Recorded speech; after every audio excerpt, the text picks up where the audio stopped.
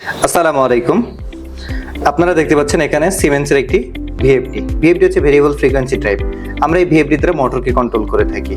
আমরা এই ভিএফডিটাতে এখন দেখাবো যে কিভাবে রিসেট করবেন, অর্থাৎ পূর্বের কোনো প্রোগ্রাম থাকলে সেই প্রোগ্রামটাকে আপনি কিভাবে রিসেট করবেন সেটা। সর্বপ্রথম আমরা মোডে যাব, যে P003 এই প্যারামিটার, এটা হচ্ছে সিনামিক V20 এর জন্য। দেন আমরা এখানে যাব, এখানে যে আমরা ভ্যালুটা এখান থেকে 1 দিব।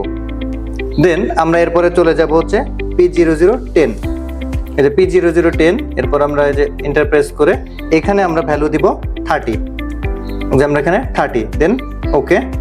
এরপরে আমরা চলে যাব হচ্ছে P0970, এখানে যে আমরা ভ্যালু দিব 21, যে 20, দেন আমরা এন্টার প্রেস করলে এখানে আপনারা দেখতে পাচ্ছেন এটা রিসেট হয়েছে, অর্থাৎ পূর্বে যে প্রোগ্রাম দেওয়া ছিল সেই প্রোগ্রামটি রিসেট হয়েছে।